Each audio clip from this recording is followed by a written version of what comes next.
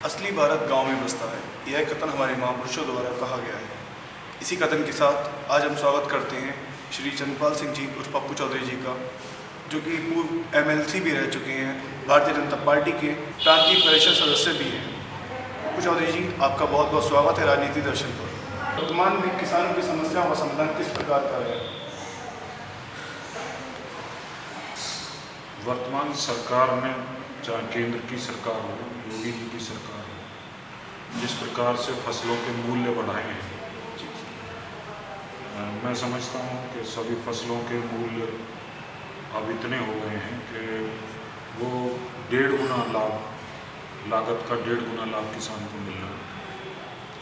फसलों की खाद, बीज और जो सिंचाई की सुविधा है वो बहुत ज़्यादा बढ़ गई है। उसके कारण आप देख रहे हैं कि इस बार अभूतपूर्व जो पैदावार बढ़ी है और उसके कारण कृषि विकास दर भी पहले जितनी कभी नहीं रही उतनी इस बार कृषि विकास दर जी, मैं समझता हूँ कि चाहे गन्ने के मामले में हो, चीनी को जिस तरह से निर्यात नीति बनाई गई, सब्सिडी दी गई, अभूतपूर्व निर्यात चीनी का हुआ है बाहर, जिसके कारण हम चीनी के दाम, बहुत ज़्यादा पैदावार होने के बाद भी चीनी के दाम स्थिर रख पाई सरकार। किसान के क्षेत्रों में उनकी उपज के दाम दिलाने के लिए सरकार जिस तरह से प्रयासशील रही है और जितनी खरीद सरकार ने फसलों की है वो सब अभूतपूर्व है। किसान जो सुस्त हो गया था बिल्कुल, अब पिछले कुछ वर्षों में किसान एक तरीके से पुनर्जीवित हुआ है। मैं समझता हूँ सरकार की प्राथमिकता है खेती, व्यापार और पशुपालन। इन 3 के द्वारा हम देश को आगे बढ़ाने का सपना देखते हैं भारतीय जनता पार्टी, और हमारे नेता उस दिशा में बहुत तेज़ी से काम कर रहे हैं। तो सर आप खुद एक एमएलसी रह चुके हैं, तो एमएलसी में क्या क्या कार्य होते हैं हमारे दर्शकों को बताइए। एमएलसी एक तरह से जो विशेषज्ञ हैं अपने क्षेत्रों के, चाहे वो स्थानीय निकाय क्षेत्र के हों, स्नातक क्षेत्र के हों, शिक्षक क्षेत्र के हों, या अन्य जो भी क्षेत्र हैं, समाज के विभिन्न अंग हैं, उन सब में जो विशेषज्ञ लोग हैं उन्हें एमएलसी चुने जाने की परंपरा रही है। और मेरा जहाँ तक सवाल है, मुझे स्थानीय निकाय क्षेत्रों में, गांव के से लेकर और शहर में हमारे परिवार में विभिन्न पद रहे हैं, तो एक स्वाभाविक रुचि थी कि जो समस्याएं आती हैं उनका समाधान कराया जाए।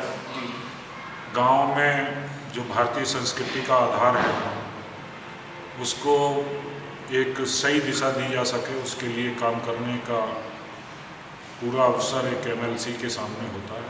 तो मैं उस दिशा में हम लोगों ने काम करने का काफ़ी प्रयास भी किया। एमएलसी के चुनाव में जो वोटर्स होते हैं वो स्नातक व परास्नातक डिग्री वाले होते हैं, लेकिन आज के समय में बेरोजगारी की समस्या से सबसे ज़्यादा वही परेशान है, क्योंकि वे मजदूरी तो कर नहीं सकते और उनकी योग्यता अनुसार उन्हें काम मिलता नहीं है। इस पर आपका क्या मार्गदर्शन है? एक समय था प्राचीन भारतवर्ष में सभी लोग को स्वरोजगार मिलता था और जन्म के साथ ही एक तय हो जाती थी और फिर उसकी कार्यकुशलता के आधार पर भी तय होता था। मगर दुर्भाग्य से अंग्रेज़ों के आने के बाद भारत में रोजगार की क्षमताएं कम हुई, रोजगार देने की क्षमताएं भारत में कम हुई।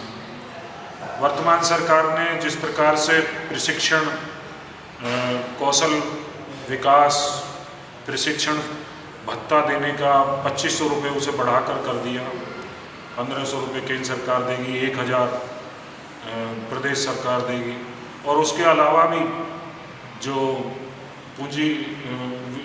पूंजीपति लोग हैं, उद्योगपति लोग हैं, वो भी कुछ ना कुछ भत्ता उसे देंगे।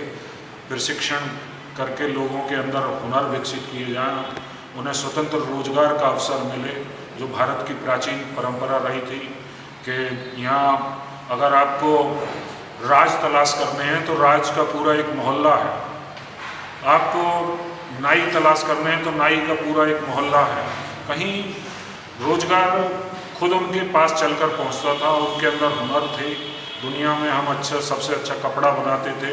हमारे कारीगर जिस प्रकार के पुल इत्यादि बनाने की तमाम संरचनाएं, वास्तु का जितना हमारा बहुत बढ़ा चढ़ा ज्ञान था हमारे कारीगरों को, वो एक बहुत दुर्लभ चीज़ थी।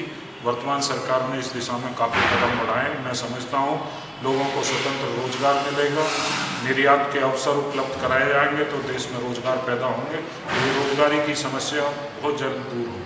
अंग्रेजों को भारत से गए हुए 70 साल से ज़्यादा हो चुकी है। इस बीच में ऐसी सबसे विशेष समस्या क्या रही है जिससे इस बेरोजगारी की समस्या को कभी इस पर निजात नहीं पाया गया?